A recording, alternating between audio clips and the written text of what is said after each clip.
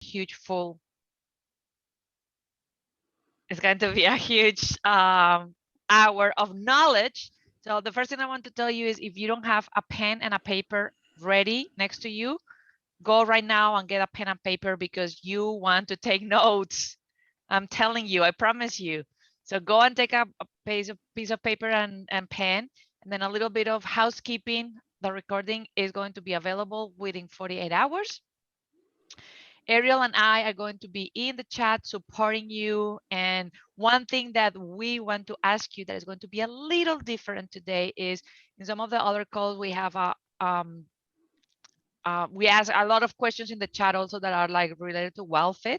One of the things that we're going to do, because it's a full hour pack of knowledge, is Dr. Greg is going to take and answer questions from the chat. So if we are able to keep the questions in the chat mainly on the topic that we are talking, it's going to be much easier for Dr. Wells to pick the questions and answer your live questions. So he doesn't have to filter between spring and summer, and then the questions about rest and recharge. We will appreciate if you can help us with that. And then with that being said, let me introduce you. We are very happy. Ariel and I were happy about this because we both believe in this concept of rest and recharge and restore.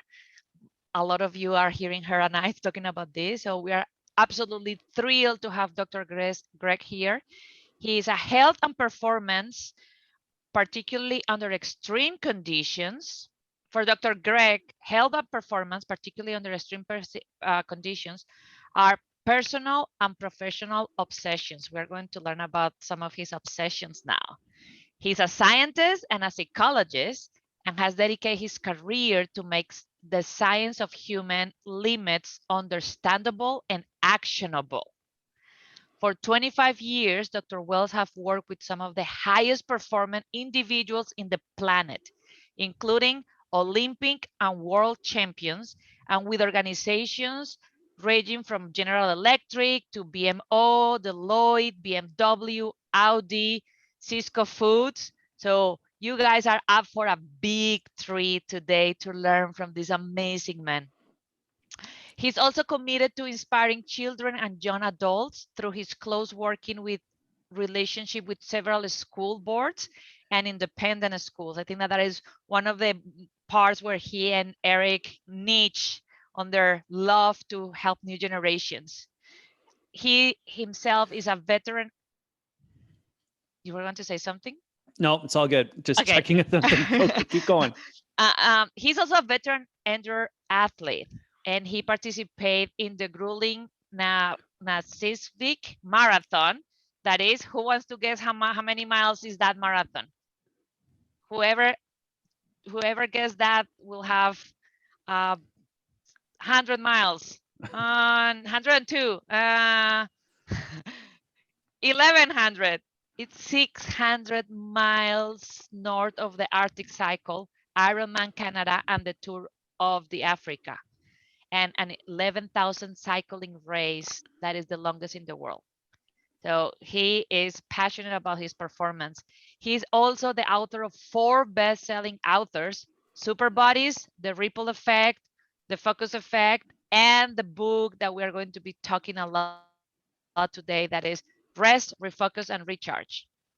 Dr. Wells also hosts the Gemini Award-winning Super Body series, which aired on Olympic broadcast worldwide in 2010 and 2012.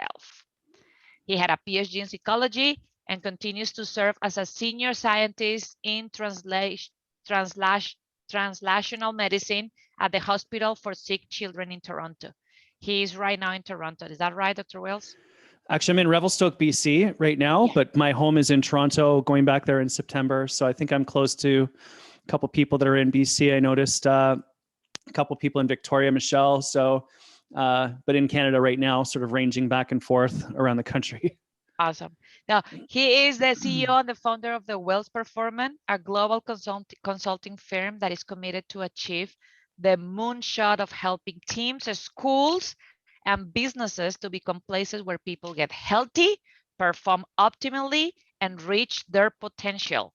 So with that introduction, let me ask you, how many of you are excited about learning about what these men had to say? Can I have some handing checkies to welcome him?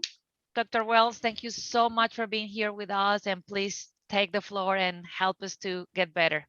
Oh my gosh, what an intro. Thank you so much. So happy to see all of you, loving the energy in the chat already. I've known Eric for years. We've traveled the world, spoken at the same events, and just had a riot. We've connected. And so I'm very, very happy to support all of you here today.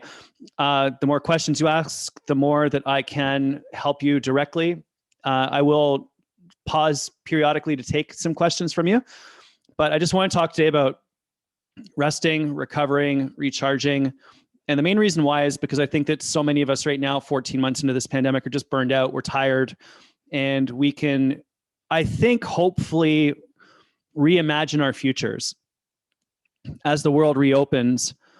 I hope that we can pick and choose the things that we want to do to craft a beautiful life for ourselves and for our family. Because, you know, for many of us, we've been at home more often. We haven't been traveling as much as often.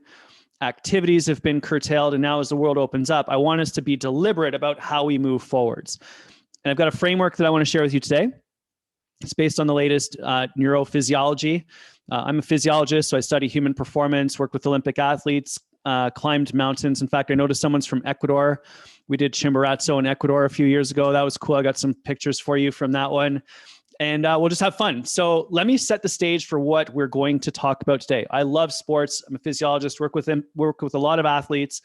And there was a moment that happened 2 years ago that I think is really relevant for all of us. So even if you're not a fan of sports, just follow the ideas, because the approach taken by this one athlete was really unique and powerful as a metaphor for what all of us can do in our lives as well. So this photo was taken 2 years ago in Toronto during the NBA playoffs when Toronto was playing Philadelphia.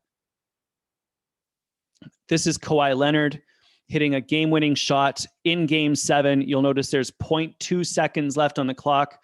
The ball bounced around the rim and went in. Crowd goes crazy. Raptors win the game. They win the series, and they ultimately went on to win a world championship. Now, the interesting thing about this, though, is that at this moment when Kawhi was absolutely crushing it, leading his team, kicking and screaming towards excellence, what people often don't remember is that as little as 1 year before, Kawhi was with San Antonio. And when he was with San Antonio, things were not going well. He was injured. He was not getting along with his teammates. He was feuding with management and having disagreements with the medical staff about how he was going to get better. It got so bad that despite the fact he was a previous most valuable player in the league, he got traded to Toronto. And when he arrived in Toronto, Masai Ujiri, the GM, the general manager for the Toronto Raptors, made one phone call. And the phone call that he made was to Alex McKechnie, the director of sports science for the Toronto Raptors. And he said a really interesting thing. He said, Alex, you just became the most important person in the organization. I need you to rehabilitate Kawhi. And they went right back to basics. They started from scratch. They rebuilt his ankle mobility, strengthened his calves, strengthened his quads to stabilize his knee, and retaught him how to do all of the basics from jump shots to layups so that technically he was perfect and his strength and conditioning was ideal. Then during the season, they didn't allow him to play any more than half the games, which is not a lot for an elite player. They limited him to 20 minutes. They also didn't let him play any back-to-back games so that he would never be tired. He would always have energy and he wouldn't get injured. Then in the playoffs, they truly unleashed him and played him all the games and no time limits whatsoever. And that enabled him to hit shots like this one to ultimately win games, series, and a world championship.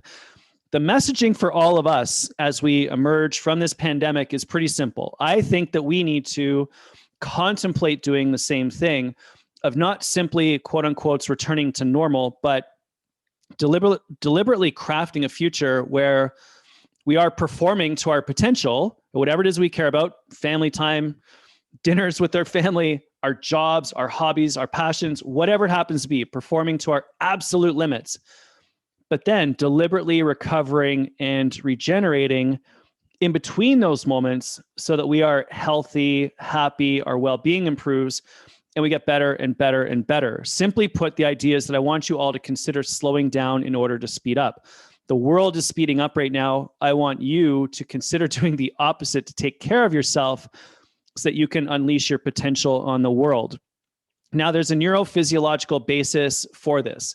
If I was to put electrodes all over your head and measure the brainwave patterns inside your brain, the electrical patterns inside your brain as you do a host of different activities, broadly speaking, we could categorize it into 5 different areas. And we call those human brainwave states. And that's gamma, beta, alpha, theta, and delta. There's a course on Mind Valley that I know Eric's involved in. It talks about the first 4, delta, theta, alpha, beta. And essentially what happens is that when we're really, really relaxed, like when you're sleeping, for example, you produce delta brainwaves. These are very slow, very, very big brainwaves. Theta brainwaves are a little bit faster. This is when you're creative, you're ideating, you're daydreaming. Alpha brainwaves, still a little bit faster. This is when you're doing your journaling, you're reflecting, you're reading, you're thinking strategically. Then we enter into beta brainwave states. This is still a little bit faster. This is hustle, focus, execute. I'm in full on beta right now, presenting to all of you. This is to-do list. This is shopping for groceries. This is sales calls. This is blowing through emails. Like this is just, hustle, hustle, hustle, go, go, go. The way that so many of us, I think, have been relentlessly for the last 14 months, which is why we're entering into a state of anxiety and burnout. I simply think that we spend way too much time here. And when we slow down, when we give ourselves a chance to recover, to breathe, to sleep, to rest, to learn, to be creative, so much more human potential opens up for all of us. And when that happens, we have the chance to enter into gamma states, which is peak experience, magic moments, and flow. So in the Kawhi Leonard analogy, essentially when he was with San Antonio, he was in hustle, hustle, hustle, go, go, go, relentless pushing, constantly hustle mode. When he arrived in Toronto, they took him down into theta. They got creative. They did things differently. They slowed down in order to speed up. So ultimately he could unleash his potential on the game and win championships. So I want this for all of you. Core theme being slowing down in order to be able to speed up. And when we enter into this state, that is, I truly believe, where we can all accomplish some pretty great things. And just double checking if we are looking at a few things. Okay, I have not seen much yet in terms of direct questions, but I will keep going. And I love flow. Yes. We all love that flow state. Interestingly enough, here's the first sort of insight that I've come to over the last year. Flow is amazing. The zone is amazing. Ideal performance states are amazing. We've been working on creating that in elite athletes, that state for 40 years. In Eastern philosophies, that flow state has been trained for thousands of years. So this is nothing new. This is a very important state for humanity. What we've discovered over the last few years, though, is that when we match flow states with meaning, doing things that are meaningful in your life, that's actually what unlocks what we refer to as peak experience, those truly magical moments in your life. So staring into the eyes of a loved one, delivering a presentation where you're talking about what matters to you the most to positively impact others, right? So this peak experience is what everything that we're trying to do is all about, just helping all of you to try to get into these different states so that you can reimagine your future and reach your potential. So let me tell you about the first one that I want to dig into today. And it's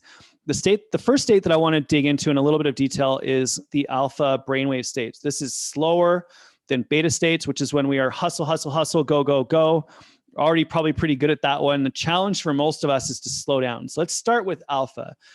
This is where we go when we're doing meditation, strategic thinking, learning, journaling, reflection, those sorts of states. And to explain this to you a little bit better, I want to take you traveling. So many of us have not been allowed to travel This is a picture taken in Shishui National Game Park in South Africa, the oldest game park in South Africa. I went there about 3 years ago for a wedding. Spectacular, stunningly beautiful spot. And I went out on a walking safari, as Eric does as well. These are just so magical, so cool, so special. And I was with an amazing guide. He's showing me the plants. We're tracking the animals. Just an incredible experience. And we ended up walking through this watering hole, which is where the animals go to drink and eat, each other. So that was pretty intense because just where all the animals come and you're in the middle of it. So it's pretty wild. Now I walked around the watering hole and actually stood up on top of this mound of earth right here below me that you can see. And as soon as I stood up on that mound of earth and looked to my left, I saw this. Beautiful, gorgeous rhino. Now, I stared at the rhino stared at me, horn is pointed at me, ears locked in because they hear better than they see. I see someone just said, run. Yes, Gail, that's exactly what I wanted to do, but we all froze when no one moved. The rhino froze, I froze. I managed to snap a picture because I figured either I was going to live and get a picture or die and get the picture. Either way, I wanted the photo. Made the photo, and then gradually moved ourselves after about 5 minutes out of this situation and went off to track some elephants, which was also super cool. But what I was amazed with regards to this photo is that when I got home at night and I was flipping through my pictures, I looked at this one and I was like, oh my gosh, I totally missed the second rhino. Do you see it? Look at the bottom right above me, right here. See its back?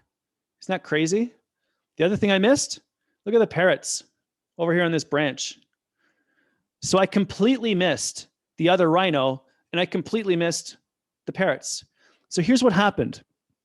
I'm walking along, I see a horn, I get focused because, you have to, it's a legit threat to your life. So we get tunnel vision. That's how humans survive. We get tunnel vision because our attention gravitates towards the threat. Now, whether it's a rhinoceros horn or a COVID-19 headline or crackling in the woods around the campfire 10,000 years ago, we physiologically gravitate towards that as a survival mechanism. The problem with that, though, is in our current world where there are really no threats to us in the instant, we are very safe in our current world. We miss the second threats. We are focused only on the headlines. We don't have the ability to expand our peripheral vision and our peripheral thinking to be able to pick up the second threats. We don't have the ability to expand our thinking to look at the other opportunities in the form of the second rhino and the parrots. So I believe for all of us who are visionary leaders, if you're on this call and you're involved in this program, you are a visionary leader for yourself or for people around you. You're trying to live at a higher level. It's incumbent upon us not to get caught up in doom scrolling through social or getting caught up in the negative headlines on news sites that gather your attention so that they can sell ads related to what you already think. And they just feed you more of the content that you already believe in. And that ends up driving you into echo chambers and dividing humanity, which is, I think, the opposite of what we all need to be doing, which is expanding our thinking, expanding our capability, expanding our ability to interpret the world. Now, interestingly enough, there is a physiological basis for this. People have had MRI scans done on the brain. I do a lot of MRI research at the hospital. It's my area of specialty, is doing MRIs, looking inside the body.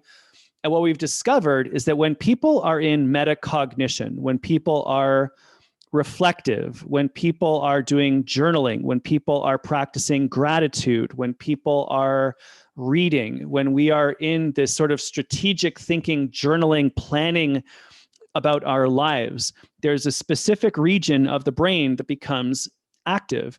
And that region of the brain is the frontal lobe of the brain right here, which interestingly enough, if you think about it, like if you look at someone that's thinking really hard, what do they often do? Right? They rub their forehead. And that's because that's the region of the brain that's working when we're doing that type of work. It's very, very cool, very, very interesting. We can actually feel that happening so often when we enter into this different state that unlocks our ability to think in a peripheral manner, to think strategically, to journal, to reflect, to gain insights, and to plan our futures strategically, not reactively, which is how the vast majority of the world is operating right now. Now, I have 3 tactics for you, and then we'll take a break and I'll dig into some questions to help you get into alpha more often. One has to do with the body, one has to do with the mind, and one has to do with the space around you. We call this the strategic thinking pathway. So this is the strategic thinking pathway. And the very first step to enter into this is that the body is relaxed, calm, and still. This is my son, Adam, demonstrating strategic thinking on the beach near where I live in Toronto. Children will naturally enter into alpha and theta states a lot more easily than adults do. But this is Adam contemplating his life, thinking strategically about the future, reflecting on, who knows, hitting stuff with stuff. That's his MO these days. But look at his body. Still, he's calm, he's relaxed. Matt, thank you. Someone just said he's adorable. I really appreciate that. He looks exactly like my wife, not like his dad, luckily for him. And but also consider what someone looks like when they're reading, when they're deeply engrossed with the book, right? Frozen, still, like that's what happens. We want to think strategically. If we want to be reflective, we want to journal, practice our gratitude. We're finding a comfortable spot. We're getting stable. We're releasing tension from the body and giving ourselves permission to think. Phones are off, notifications are off, audio notifications are off, so we don't get disturbed, we don't get interrupted. And that's the first step. Body is relaxed, calm, and still. Now let's enter into the mind. The mind is reflective. And in order to enter into alpha, one of the triggers to help us do that is asking ourselves, according to the research I've highlighted at the bottom of this page, 3 important questions, which are what, why, and how. And when we ask ourselves those 3 questions prior to starting a task, a meeting, a project, an initiative, whatever it happens to be, a course, a presentation, when we ask ourselves those 3 questions, what, why, and how, our performance improves roughly 3 to 5% on that task. Might not seem like very much, but compounded 3% on a bunch of different tasks yields exponential results. It's like compound interest for your health and performance. Now, 10 years ago now, it was an interesting time for my family. The summer of 2012, we were moving houses. Judith, my wife, was finishing grad school. I was launching my first book, Super Bodies. I was getting ready to go commentate the Olympics for Canadian television as a sports science analyst in London. What else was happening? My daughter was 2, so I hadn't slept in 2 years. It was just crazy. The world was just like, it was nuts.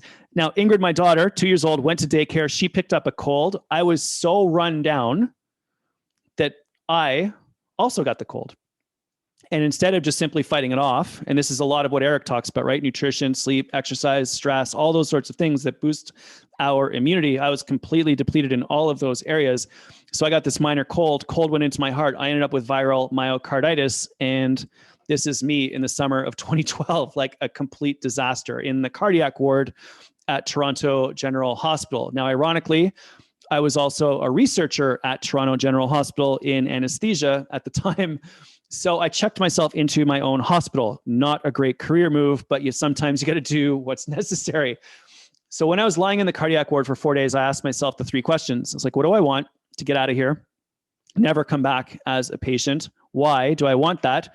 Because I've got little kids. That was Ingrid at the time. And how am I going to do that? Well, I'm going to register for and train for an Ironman triathlon.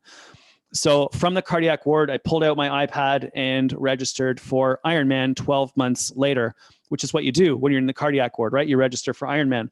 And that's the transformation over a year. So this is me in summer of 2012. That's me in the summer of 2013, exactly 12 months later. Completely different human being. And I think the biggest change is just in my face, right? Just look, thank you. I appreciate that. Someone just said, congrats. Wow. Remember, an 80-year-old lady went by me at the finish line and I finished in the middle of the night. So not like I'm not winning anything. I just finished. So just, on that note, let's just be clear about the level of performance here. We're better, but not, where we done other stuff that's world records. We won't talk about any of that right now. But anyway, point being is that this transformation was made possible because I stopped. I thought about what was going on, was super strategic about how to change things, and executed a plan. Here's the really interesting thing. When we're in beta, hustle, hustle, hustle, go, go, go, checking our email, going through our to-do list, racing to the next thing, it is impossible for you to enter into alpha, which means that you're stuck in focused execution, which is fine if you really need to get a lot of stuff done. It's completely destructive if you're trying to chart a path forwards, if you're trying to learn. So imagine how stress blocks that ability to think strategically, to learn. And imagine how hard it would be for a child who's got a horrible situation at home to learn anything in school. I work a lot in schools.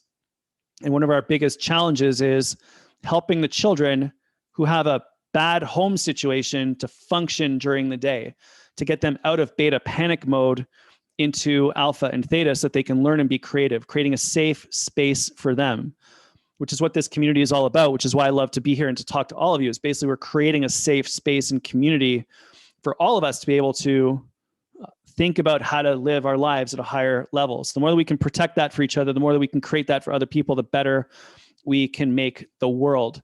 So the final piece of the puzzle when it comes to entering into alpha states is leveraging the power of nature. So we've talked about the body, we've talked about the mind. The next one is getting into a space of nature and leveraging that power of nature. That's why I am where I am at the moment. I moved my family out of downtown Toronto, a city of 3 million people last November. And that's looking out my window right now to a little town in the interior of the mountains of British Columbia in the west of Canada, so we could spend as much time as possible out in the trees doing digital school and digital work. Every chance I got my kids outside into nature for hours a day. And you can see the similar, like if you look at Ingrid's face, doesn't it look the same as my face when I finished Ironman? Like this is the state that we can create for ourselves over and over and over again if we do things deliberately. And the main reason why this happens, this state that Ingrid is in right now happens when we get outside, when we go to the beach, when we go to the park, when we look at some trees, when we look at beautiful artwork in our homes, when we listen to beautiful music in our lives, when we get out of our built environments, which I realize is not easy for everybody, especially over the last 14 months, is we enter into places where the world looks like this. Our visual field, what's in what we can see, is filled with fractal, chaotic patterns. There's no straight lines. There's no right angles. There's no perfect circles. These fractal patterns, when they are in our visual field, change the way that the brain works and pops us out of beta, calms the brain down into alpha. And this is why nature is so powerful for us. There's loads of incredible research coming out now about the effect of forest bathing, is what it's being called, on mental health issues like depression and anxiety. There's the Veteran Surf Project in Los Angeles, where veterans of Afghanistan and Iraq are taken out to go surfing to help with PTSD, where nature therapy is being used for children that have suffered various different traumas that we won't even begin to get into.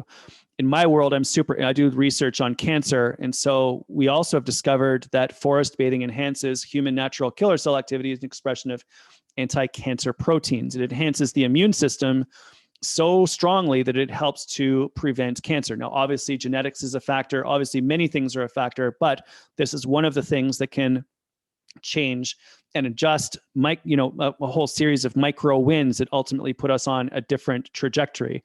So that's the pattern. I'm just going to move myself around here. There we go. This is what we've sort of spoken about with regards to getting out of beta and into alpha. The body's calm, the mind is reflective, and the space is one of nature. So let's dig into the question. First question, I'm going to work backwards. Living in a concrete jungle, how can we get the same benefits without forests in our close proximity? We can set our desks up to look out the window. You can put a plant on your desk. You can put artwork on your walls. You can put a photo on your desktop on your computer. You can walk to a local park.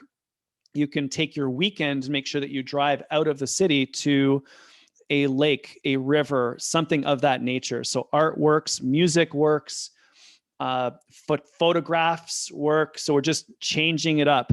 If you're interested, NASA has put out a list of the best plants to have in your home that also clean the air. So just look up NASA plant recommendations.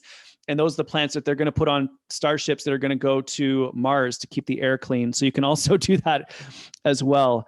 Does that mean that hard lines and shape in our spaces make it harder to be calm? Yes. So if you'll notice, most built environments are straight lines. Windows are squares and rectangles. Televisions, I'm looking just around my room now. Televisions are rectangles. Doors are squares. Straight lines everywhere.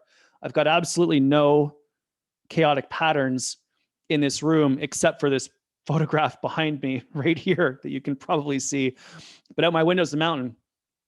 I'm out there all the time. All my phone calls are on my deck looking that way. So yeah, we really need to do that. One of the interesting things about Sick Kids Hospital where I work is that there's artwork on all the walls. Every hallway is covered in art, painted on the walls. Beautiful.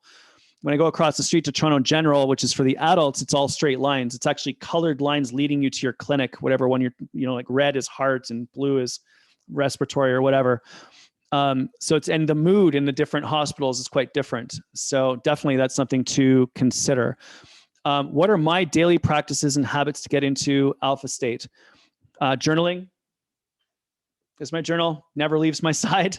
I met Richard Branson a number of years ago at a conference. One of the things that we chatted about was his journaling practice, always keeps a book with him to take notes.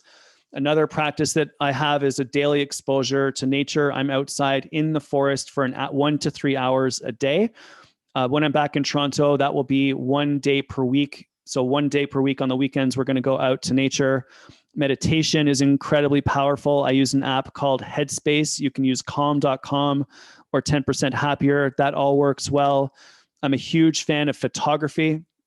So as a entirely amateur photographer, I find that brings me into the moment. So when I take pictures of my kids, I'm with them in that instant. So I've got these sorts of things all through my presentations. What else? Exercise, walking helps me. I'll talk about that next. So those are all of my sorts of practices. And someone just asked, alpha is the best brain state for learning. Correct. So as a teacher, I'm wondering how to get my students into that space. So one of the things that I did in a school that I worked with a couple of years ago was they implemented 2 minutes of mindfulness before period 2. So every class in the entire school for 2 minutes just did some breathing before they started class. That's magic. Music will also help. We'll talk about that a little bit in the next section. Your state as a teacher will also largely determine the state of the students. So if you come into the room in a stressed state, if you as a parent walk into the room in a stressed state, if you as a business leader walk into a room in a stressed state, everyone will match your physiological energy. So calm leadership is critical. Calm teachers, really important. Calm, cool, and collected parenting in a crisis is very important. That's one of my biggest challenges. And so as a teacher, your energetic state will largely determine the energetic state of your students. I'm sure you've seen that, and you can really help them with that. So mindfulness is a great tactic.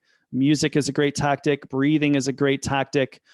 20 seconds of shadow boxing to burn energy, sit down and be calm, another great tactic. So that helps as well. Someone just mentioned something about getting enough steps during the day. I'm not going to get into any specifics around it, but how do I get enough steps during the day, especially given that I've got like a sore back or some other physiological limitation? One of the things that Eric and I strongly believe in is lateral movement, right? So if you cannot go for a walk, as I'm suggesting, you can always go for a walk in a pool where you're unweighted. You can do aquafit. You can do weight training in a room where you're sitting down and lifting cans of soup, which we've done in nursing homes, for example, to help people with Alzheimer's and dementia. So we're just always talking about, like, when we're confronted with a limitation, there's always a way around it. It's incumbent upon all of us to find that way forwards. It's not easy. The vast majority of the world, when confronted with an obstacle, is like, can't do it. That's called a fixed mindset. What we need is a growth mindset to be able to always make progress. If you want more info on that, check out the book Grit by Dr. Dweck, D-W-E-C-K, I think is what it is. Accessing so much stuff in the back of my brain here as I go along. Someone just mentioned being surrounded by green is lovely. I live in a fifth wheel and have windows on 3 sides. So awesome. Can see green from every window. Love it. Artwork works well also. Someone asked about hiccuping. Sorry, no idea. I'll be very clear to tell you what I know about and what I don't know about. Living in a concrete jungle, how can we get the same benefits without forests in our close proximity? Legit question. So many people are stuck inside. And so one of the things that we've done is on our television, there's a screensaver of nature photos. On my computer in the background on my desktop is a photo I took of the beach in Nicaragua. You can play music in the background to settle you down. You can make sure that you're looking outside and get some plants in your home so that you can see different visual fields. We're just creating our environment so that success is inevitable. Someone else just mentioned, imagine that breathing is quite key here too. When we're in beta mode, we breathe high up in our chest. So being in nature and flow takes us into deeper, calmer breath. I would love all of you to just do this. Freeze. Don't move a muscle. Now let's pay attention to our body sensations in position for a moment. Can you relax your shoulders? Can you smile? Just relax your face. Can you relax your hands? Let's just put your feet on the ground. Relax your legs. And let's just sit up straight to unload the spine. Let's just take a deep breath together. Okay, you all just took a huge breath through your chest. Let's go through your belly this time. I see you. Let's try to breathe in through your stomach. Okay, one more, and on the exhale, let's release all of our tension.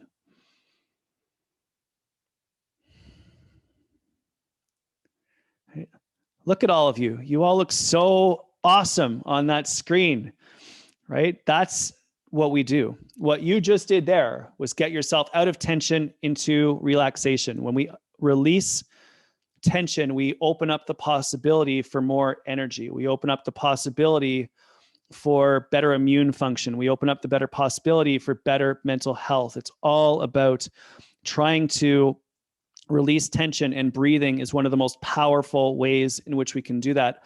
Actually, my entire PhD, 4.5 years of research as a physiologist on breathing. And what we did was we studied how we could use breathing to enhance performance in swimmers, rowers, cyclists, and runners.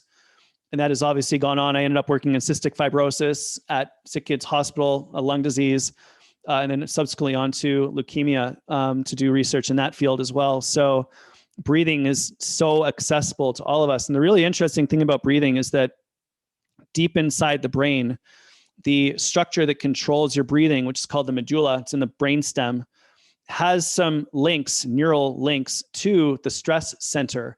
And so when we do that breathing exercise that I just showed you there, we calm the breathing center of the brain. We calm the stress center of the brain because they're so closely linked. Similarly, if you do hard exhales, right, we increase our stress level, which is fine. That's why tennis players, for example, exhale and scream when they hit the ball. They're activating their stress center to get stronger and more powerful. That can be used as well.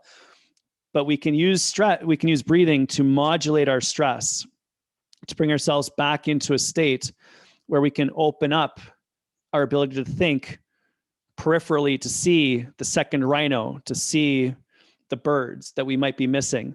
So I hope that is helpful and great comment and question. A bunch more questions about breathing. I'll just assume that I've done that. Ariel just dropped the link to Grit in the chat. Thanks, Ariel, for doing that. Angela Duckworth being the person that wrote that book. Also check out Carol Dweck. I think she's done some interesting things as well. And that is great. Any music recommendations to get into alpha brainwave mode? So really interesting. So what we want when it comes to using music to enhance and change our brainwave states. In order to get into alpha and theta, where you're creative, is you need to listen to music that you've listened to many, many, many times before, so that it's not something that you need to concentrate on. It's something that sits in the background that you can be aware of, but that doesn't require your direct attention. So for me, that would be, let's say, U2 Joshua Tree, released in 1985. Listen to that album probably 500 times. I put that on in the background while I'm working. I don't think about it, but it does help me not to become distracted. It's one of the reasons why I have like 3 different sets of really good headphones on my desk to block out my children so I can focus on what I'm doing when I need to get stuff done. Similarly, when they're on virtual school right now, they've all got headphones and doing the same thing.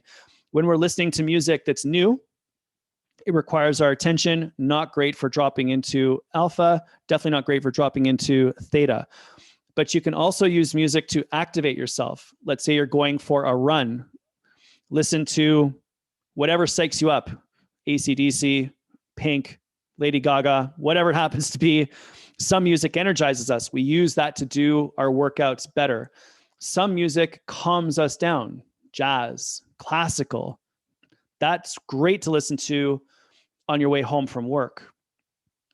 Some music is just puts you in a good mood, right? Like for me, that's Jack Johnson, singer-songwriter from Hawaii, former surfer.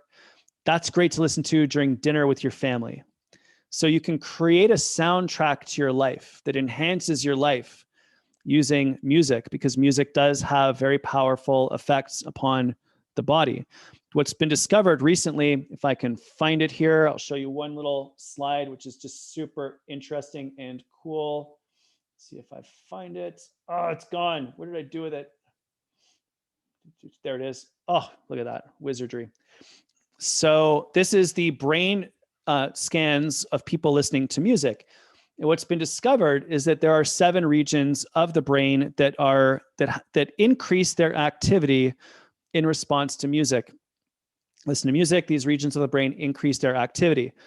Interestingly enough, these are the exact same regions of the brain that are down-regulated in depression. So you can use music to improve your mood. There's a really interesting initiative in Canada where I live called the Awesome Music Project, or AMP, led by the Chief Innovation Officer from Deloitte Consulting. And what that initiative is all about is using music to improve mental health and to do concerts around the country to raise money for mental health institutions that are helping people to get better. So it's really powerful, really useful. You can definitely use that. That is exactly why, if you look at Olympians before they compete, most of them are listening to music. Helps them concentrate, helps them focus, puts them in a good mood. All right, you guys are so awesome. Let me see if there's any other questions that came in here. Someone else just mentioned brain.fm. You can actually access different musical patterns on brain.fm that put you into different states if you listen to them in a meditative state as well. Meditation also helps with this as well, as we use that tool. Someone just mentioned, does smiling have any impact on alpha mode? So when you contract the muscles in your face that cause you to smile, it triggers the release of a hormone in your brain that helps you to relax. And so what smiling does, it's a physical move that you can make that you can use to change your psychology. And so I strongly encourage you to think about your body position, standing tall, shoulders open, hands open to the side. If you want more confidence, you can smile. If you want to put yourself in a better mood, that's a great, we just call that the power pose, standing up, shoulders back, smiling and confident. You will always see athletes doing power poses right before they compete in order to change their physiology to prep them for whatever it is that they want to do. You can do that as well. Little smile as you walk into the room, little smile as you sit down for dinner, sitting nice and tall if you're in a meeting. All of those physical states change the hormones that are released from the brain to alter your emotions. Hormones influence emotions. You can influence your hormones through your physiology. You can do that through breathing and body position and smiling. So the answer to that, yes. I use meditation at night to get into sleep mode. Is this alpha state? I don't seem to be able to stay asleep. Does that relax me enough to at least start? Meditation is incredible for getting you out of beta and into alpha. Practitioners who use meditation consistently can also then go from alpha into theta, which we won't have time to get into this time. We'll probably have to do another session on that at some point in the future. But sleep is actually slower even than that. It's delta. So the more relaxed we are, the more we can enter into delta state, which is when you sleep, or really, really deep meditation, like if you're a Buddhist monk and you've been practicing for 20 years, but the rest of us can access it through sleep. And the challenge there, if you want to get into that state, is really defending your last hour. So we're doing nothing in the last hour before sleep that activates us. We're not checking email. We're not checking text messages. We're definitely not going on social. You're absolutely not watching the news or reading the news sites. You're reading fiction. You're connecting with your loved ones. You're taking a bath. You're doing some meditation. You're doing some journaling. You're doing your gratitude practice, all of those things to decompress. So when you fall asleep, you can fall asleep quickly and deeply and stay asleep. So that last hour practice is so critical for us to getting into delta state and staying there. Meditation helps you to drop through from beta to alpha to theta and into delta. It's a hugely important practice for you to consider. Someone's mentioning all these states of mind are reminding me of the Scylla method. Absolutely. That whole process is around moving people back and forth through these different states. The one thing I add to that is the gamma state, which again, we'll have to do in another session because you guys asked too many questions, not going to have time. And gamma state is that peak experience piece at the end, which is really new. It's only about 3 or 4 years old that we've begun to learn about that. Someone just mentioned, what about cold therapy, like taking cold showers? So heat exposure, sauna, hot bath, cold exposure, cold shower, or cold water immersion definitely change your physiological state. Cold water immersion helps us to increase the activity of your parasympathetic nervous system. So your sympathetic nervous system is your fight or flight stress response. Parasympathetic is rest, recharge state. And that is activated when we're in cold.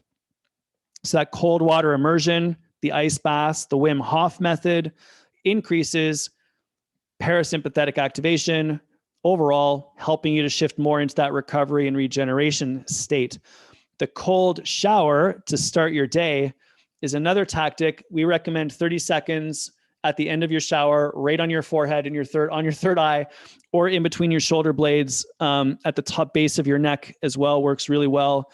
That has been shown to improve concentration, focus, and alertness. So you can experiment with cold as a way to influence how you feel with regards to your overall energy and your ability to concentrate and focus. We use saunas to help you learn how to bring your attention into the present moment, because when it gets hot, your mind starts racing all over the place. So it's a way of sort of training yourself to come back and be mindful.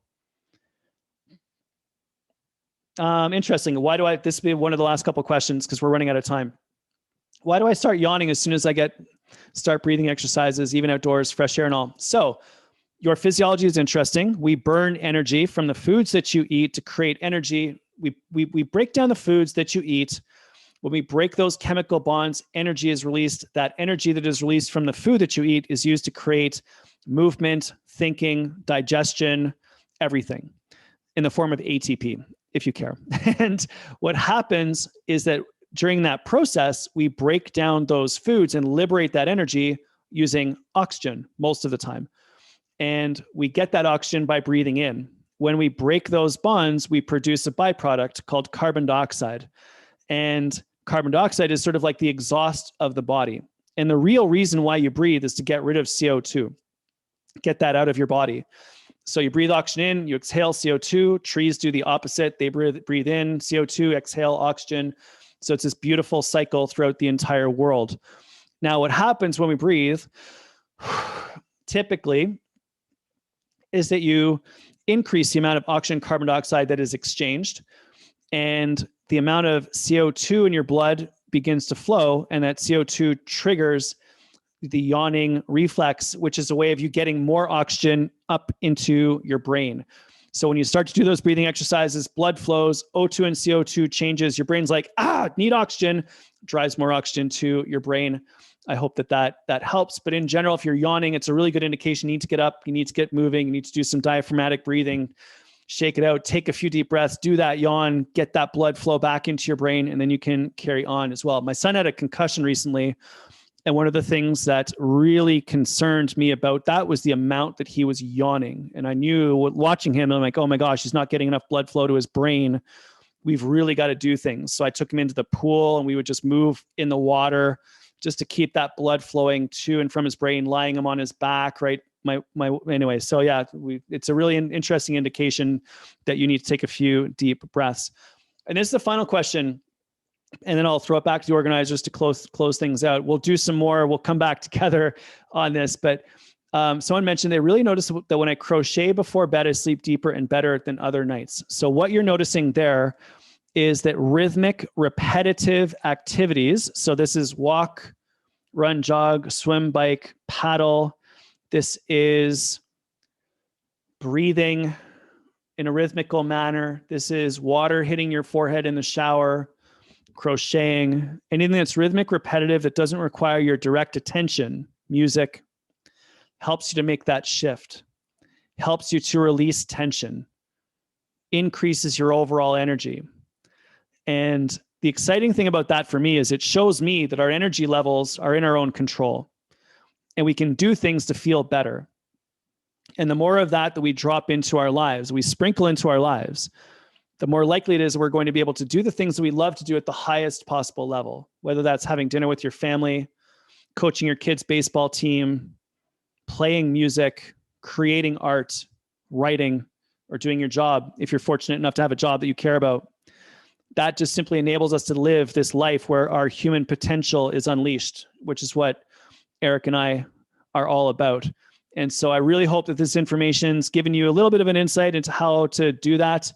Really summarizing things, my whole message today is slow down, speed up, give yourself permission to take a break, to breathe, go for that walk in the park, get the beautiful artwork and sticking up on your walls. And if you want to learn a little bit more about this, I wrote a book all about this topic. It's called Rest, Refocus, Recharge. If anyone wants to check that out, I'd be honored and grateful if you did so. My team has a free app that we've built for iPhone and iOS called Vivio. If anyone wants to check that out, again, I would be honored and grateful. It's free to use. It allows you to track your sleep, exercise, stress, and nutrition. And you'll get access to our weekly blog and our podcast on that as well. And if anyone wants to connect with me on social, that's all the different places. My podcast goes out every Tuesday. I've had Eric on the show. And if you have any individual questions, flip them to me through my website at drgregwells.com. Instagram is probably the best place to connect with me and flip me any DM questions that you may have.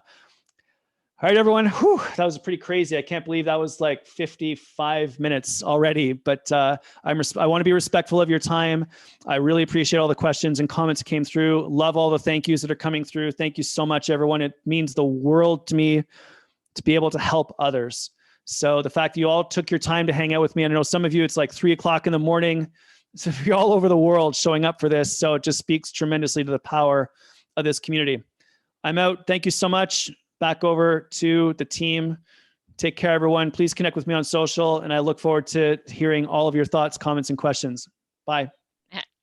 Thank you so much, Dr. Wells. That was a huge pack of knowledge, wisdom, and the most important thing that we value in our community is, I think, and everybody raise your hand so he can see that we all agree that you really care about what you were saying. Like, it was not just knowledge, it was just deep from your heart and how you are passionate about this. So thank you so much for sharing your wisdom, your knowledge, interacting with our amazing community.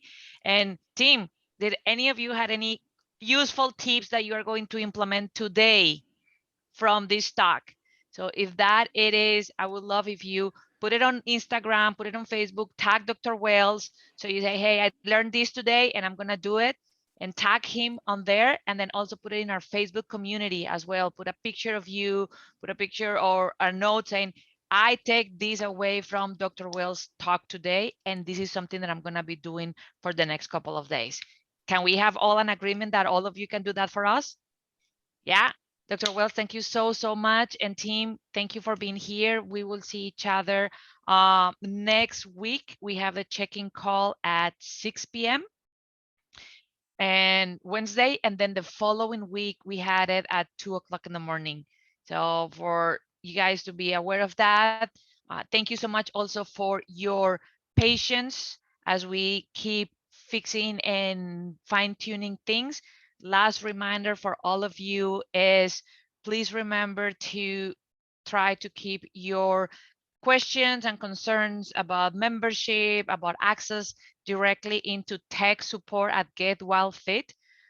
Because when we posted on the group, what happened is we are actually diluting the team from the customer service. So I know that some of you get frustrated and stressed and want to have the answers right now, but if you could help us with something is keep the Facebook group for us to comment about Dr. Wells, about questions for Ariel, questions for me, questions for Eric, what you are doing on Living WellFit, and let's gonna channel all our questions or concerns about the membership and technical issues into tech support at getwildfit.com. That is the best thing that you can do to make sure that our customer support doesn't have to stretch too thin trying to figure out everything that is happening on Facebook and also trying to figure out everything that is happening on the groups. So we appreciate your help on that. And then the other one is if you have any technical difficulties in the last couple of days and you wrote to support WildFit, please know that normally it takes between 24 hours and 48 hours to respond. And then because of the heavy load of emails, now maybe taking a little longer, even up to 72 hours. So after you write an email, be conscious of that and don't write a second email, a third email, a fourth email, because one thing that maybe some of you don't know is every time that you create an email, you send an email, you create a new ticket. And there is no way for me to know if is Lindsay the same one with the 4 different emails with the same issue. For customer service, those are just 4 issues. So it could happen that several people are working at the same time to fix your issue. So if you wrote already and it's not being 72 hours, just be patient. And then if you just are very frustrated, go to the reply back that you got from the email where you have the ticket number and reply to that email. In that way, your new email will come under the first email, will not create a new ticket. It will came as a communication channel. Okay. Thank you so much to all of you. Ariel and I are looking forward to see you in the Facebook group, sharing what you are going to implement from Dr. Wells. Remember, some people say knowledge is power. Knowledge is not power. Taking action under the knowledge is power. So we just get a lot of knowledge into our minds. Now let's gonna transform that in actions. What are you going to do now? What from everything that Dr. Wells shared, you are going to implement now to make your Living WellFit even better? Sounds good? Okay, everybody. Time to say goodbye. Thank you so much. I don't know how to unmute everybody. I know that usually we do that. Ariel, you know how to do that? Bye. Thank Everybody. you, guys. Bye, everybody. Bye. Bye, everyone. Thank you. Thank you. Bye. Thank you, Thank you. everyone. Thank you, Dr. Wells. Bye. Bye. Great talk. Thank you so much. Thanks, guys. A great call. Bye-bye. Bye.